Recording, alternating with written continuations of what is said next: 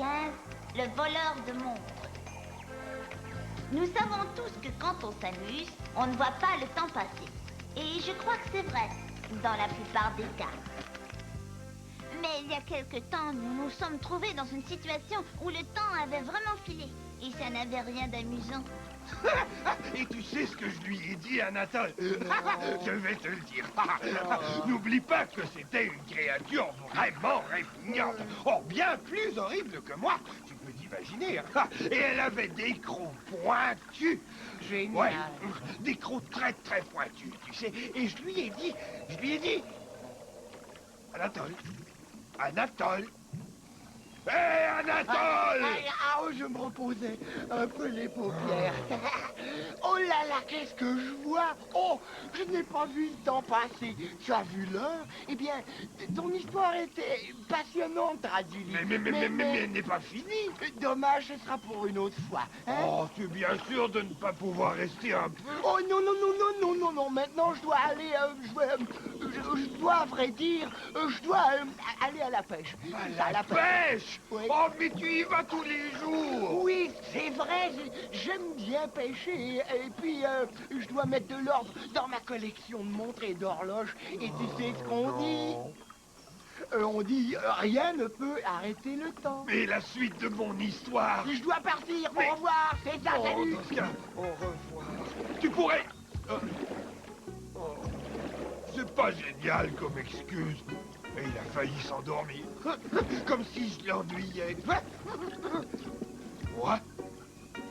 Ennuyeux? Eh, minute, tu as une petite minute. Oh non, Braduli. Écoute-moi ça, j'ai une belle histoire à te raconter. C'est bien ce que je craignais. Voilà, cette anecdote porte sur l'un de mes nombreux exploits. Il était une fois une horrible créature. Et elle avait de grands crocs. Oui, c'est ça. Et je lui ai dit. C'est toi ou moi, Salmon. Oui. Et puis, je lui ai... Bon, écoute, Braduli, je n'ai pas le temps de bavarder.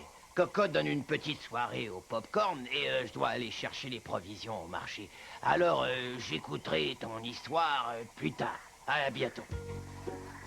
Oh, pas le temps. Je commence à être fatigué d'entendre ça.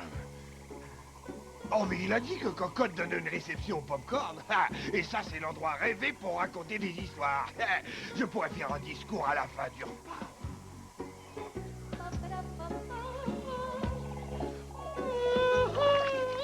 Bonjour, Cocotte. Ah, c'est toi. Bien le bonjour, Draduli. J'ai croisé Minute qui s'en allait au marché. Il m'a dit que tu donnais une petite soirée. Je me suis dit que, comme j'étais dans les Si tu parages... as quelque chose à dire, dis-le.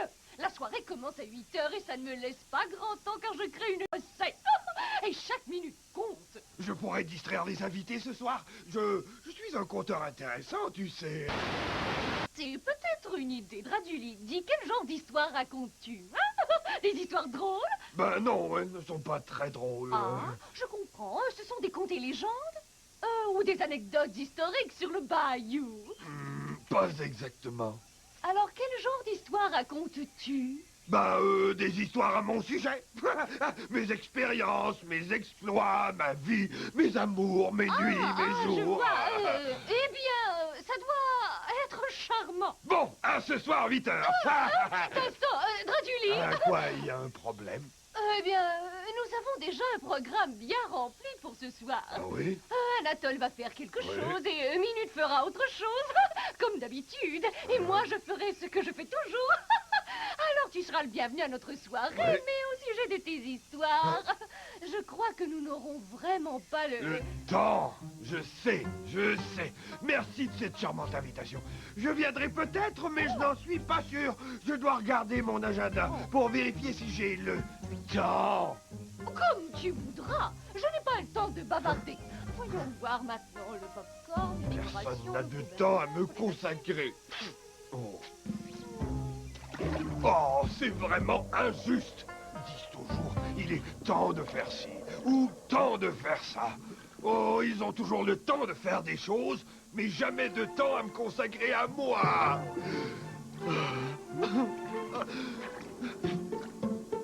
Une petite minute. Je suis Draduli. Je ne suis pas obligé de supporter ça. Il me vient une idée. Je la sens. La voilà. Oh, elle est géniale. Oh oui, oui. Oh, demain, à la même heure, ils auront tous changé de ton.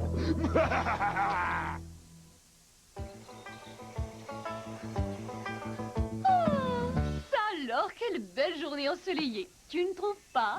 Ouais. Ah, je crois qu'il est bientôt l'heure. L'heure... La pendule, elle a disparu. Ne t'en fais pas, cocotte. Nous la retrouverons. Oh, nous devons la retrouver. Elle est dans la famille depuis des années. Oh, Ne t'inquiète donc pas. Je vais consulter ma montre. Ma montre a disparu. oh, j'en suis toute retournée. Quelle catastrophe. Oh, si je n'ai pas l'heure. Oh, si je n'ai pas l'heure, je me sens toute... perdue. Le temps, c'est de l'argent. Pourquoi est-ce que tu parles de temps? Qu'est-ce qui se passe? Quelqu'un a pris nos horloges, allez savoir pourquoi. Ils voudront sûrement faire du chantage, mais ça ne marchera pas. Je ne sais pas s'il fait clair dehors ou si je rêve encore. Je suis confuse, je suis perdue. On a pris ma pendule. C'est une affaire qui m'angoisse, et durant cette impasse, le temps passe. Bien que ceci nous agace, le voleur se prélasse. Le temps passe. As-tu le temps de finir la chanson, cocotte? Je n'ai rien de mieux à faire de mon temps. Oh. Pour se réveiller, c'est tout un choc, il faut se fier au coq. Ça me provoque et ça me choque, mais le voleur, lui, s'en moque. Faut-il déjeuner ou bien dîner? Je dois tout préparer. Faut-il manger ou digérer? S'il vous plaît, répondez. C'est une affaire qui m'angoisse, et durant cette impasse, le temps passe. Bien que ceci nous agace, le voleur se prélasse. Parce que le temps passe sans savoir pourtant combien de temps est passé. Se fier au soleil, ce n'est pas pareil. Je me sens détraqué. Faut-il commencer ou continuer, ou plutôt s'arrêter? Combien de journées sont passées? Vraiment, ça me tracasse. Le temps passe. Et cocotte, je crois avoir calculé quelle heure il est. Sais-tu comment? C'est l'heure de se mettre au travail. C'est une affaire qui m'angoisse, il est durant cette impasse. Le temps passe.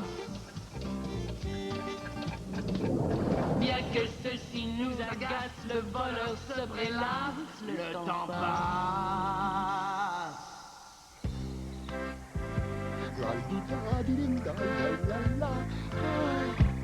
Ah, que le matin est joli dans le bayou louisianais. Oh, mais d'abord, je vais me préparer un bon déjeuner, et puis j'irai à la pêche vers 8h15. Non, disons 8h20. Enfin, on verra. Quelle heure est-il? Quelle heure? Oh, c'est impossible. Mon inestimable collection, toutes les montres et les horloges que j'ai repêchées dans le bayou, elles ont disparu. Oh non! Je me suis fait cambrioler.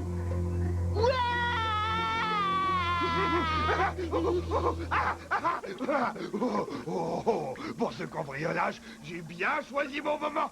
Et je pèse mes mots. Oh, les gugus du bayou verront que s'ils n'ont pas de temps à me consacrer, ils n'auront plus le temps de rien faire. Vous savez, je crois que je viens de redéfinir complètement l'expression « tuer le temps ». Oh, écoute un peu 5 minutes. Toutes les montres et les pendules du bayou ont disparu sans laisser de traces. Les autorités de la région sont perplexes. Le bayou est hors du temps. Il n'y a plus moyen de savoir l'heure chez nous. Ah, ça c'est bien vrai. Oh, il ne reste ni montre ni horloge chez les résidents. Même mon métronome a disparu. Bonjour tout le monde. Vous ne devinerez jamais ce qui m'arrive. Allez-y, essayez de deviner. Tes montres et tes horloges ont disparu. T'as deviné? Oui, parce que nous avons été victimes de la même calamité. Oh, ma précieuse collection. J'avais un si grand nombre d'objets. Elles faisaient ma joie, mon bonheur. Ces montres étaient comme des enfants pour moi, mes pauvres petites chéries. Attends un peu, Anatole. Tu ne t'en servais pas pour lire l'heure. Elles étaient toutes arrêtées en permanence. Alors, pourquoi es-tu si abattu? C'est vrai qu'elles étaient toutes arrêtées, mais à des heures différentes. Oh, elles me donnaient tant de plaisir. En regardant mes montres, je me souvenais de ce que j'avais fait à 12h20, par exemple, ou à 10h du matin, ou à 9h15. Calme-toi, Anatole, calme-toi. Je comprends, ou je crois comprendre. Mais maintenant, qu'allons-nous faire? J'ai une idée. Engageons un détective. Un détective? Quel détective? Celui qui a un permis de ronger. Oh ouais! Je ne sais pas qui c'est. Tu veux dire James Beaver? Oh ouais! Je ne sais pas qui c'est non plus. Le grand James Beaver, le type aux pattes fatales. Bon sang, tu as raison, c'est le plus fort. Je l'appelle tout de suite. Compose 1-800 Beaver. C'est fait, cocotte. Beaver. James Beaver. Allô, vous êtes le célèbre James Beaver? C'est ce qu'on raconte, mon ami. Et vous? Vous êtes un fin renard avec votre nœud papillon jaune et votre passion pour le pop-corn. C'est vraiment lui.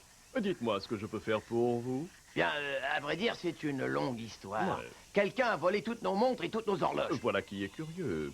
Restez où vous êtes, ne touchez à rien, j'arrive. Inutile de me donner l'adresse. Je sais déjà où vous habitez. Oh, venez vite, s'il vous plaît. Nous avons déjà perdu assez de temps. Mais non, Minute, nous ne l'avons pas perdu, on nous l'a volé.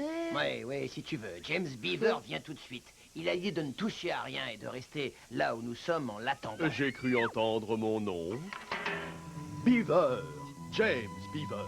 Permis de ronger. Vous y avez mis le temps. Vous voilà déjà, monsieur Beaver. Vous avez été si rapide. James Beaver est toujours à l'heure.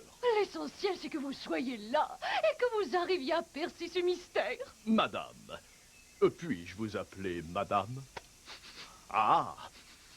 Je constate que le pop-corn est votre spécialité. Et pour ça, chaque seconde compte, oui. Pour une fine cuisinière aussi ravissante que vous, la perte de votre pendule doit être un coup cruel du sort. Vous connaissez donc tout de moi. Comment arrivez-vous à des déductions si précises?